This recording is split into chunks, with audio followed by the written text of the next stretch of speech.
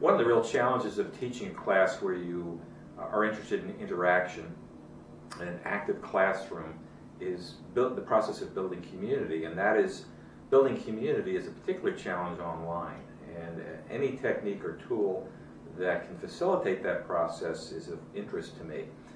So I began to be interested in using virtual worlds, 3D worlds, as a method to build community in my online classes.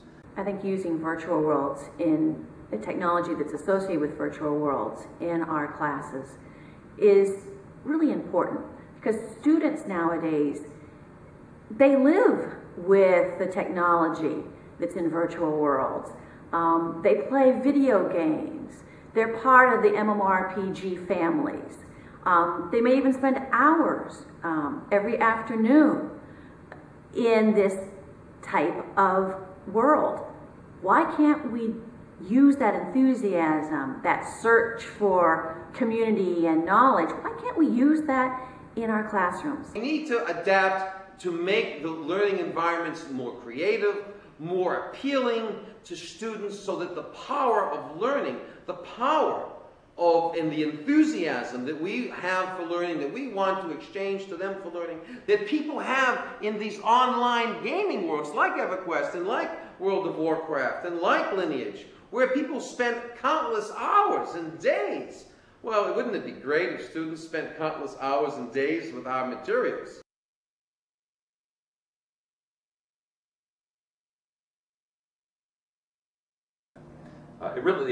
The online world, active worlds, was useful in a couple of ways. First of all, it was relevant to the topic we were covering, or the material we were covering, since we look at online communication behavior. Secondly, I was very interested in whether interacting in that world in an animated fashion could enhance that sense of community I was looking for. And I have to say, in general, it appears that that's the case. It's one thing to communicate via email, discussion boards. It's another thing to have a character that you control, that you may identify with, and actually do things in this virtual world with other people.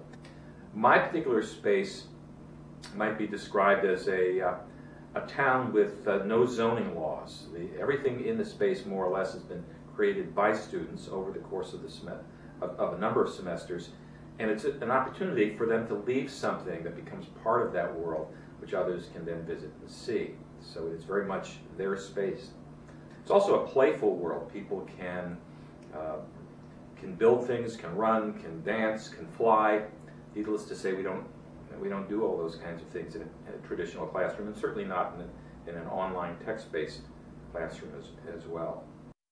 I teach world history, and I teach various other kinds of histories as well, and I have found that using a virtual world simulation such as that presented by Active Worlds, and my particular virtual world is called Journeys, and it is an attempt to simulate traveling through time.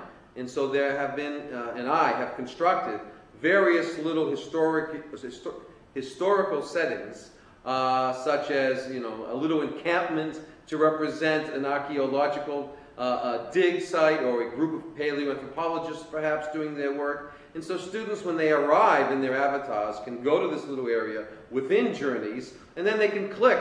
And in this sense, it is utilizing the internet within the virtual world. One of the assignments that I have my students do, not only in literature classes, but history of theater classes, is what I call goodwill hunting. It's a scavenger hunt for finding out more information about Shakespeare and the plays that he wrote. Now, could I have the students read critical essays? Could I have them go on websites? Sure, I could. But how much more interesting is it to find out about Shakespeare if they're meeting in groups, if they're in competition even to find out information and searching, if they have to wander through a virtual world looking at different gallery areas that contain pictures or items associated with that particular time period, clicking on those pictures and seeing the appropriate link that's pulled up and diving into those the information within those links and finding out, gee, what did David Bebbington say about the authorship of the plays that we associate with Shakespeare?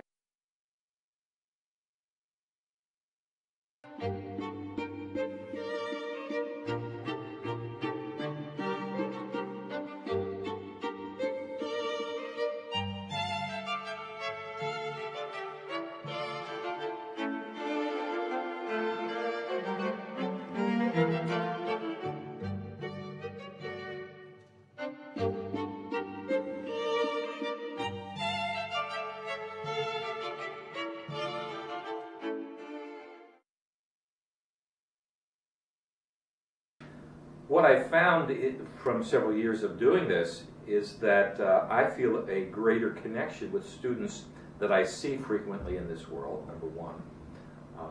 And I've also found that students often will use this space as a way to converse with me. I did an experiment, really kept track of conversations one semester, in which I noted any conversations that were lengthy, 45 minutes or longer, related to the subject matter. And during the course of one semester, I believe it was there were 6 such conversations that took place. 2 occurred in my office. The other 4 took place in the active worlds environment.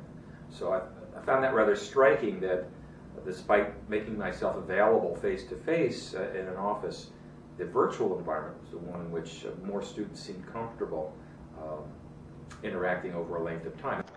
Active Worlds was used, first of all, my first experience was used in a English literature class for a part that we were doing on Shakespeare. And we were instructed to, like a scavenger hunt through the world, looking for specific bits of information, and we had to answer some questions and draw our own conclusions to some of the things that we found. And it involved wandering around halls, and you could float if you wanted to, or dance, or annoy other people in the rooms. It was a lot of fun to investigate hallways and alcoves. And then you would click on the picture that was there, and it would transport you to a website, or it would show the website off on the other side of the screen, and then you would do the research that you needed. But it was a lot of fun, and you could meet people that were also wandering around. They were looking different. You could change the way that you looked. It was more like a computer game than actually a classroom activity. It was a very interesting, a very novel way to learn something.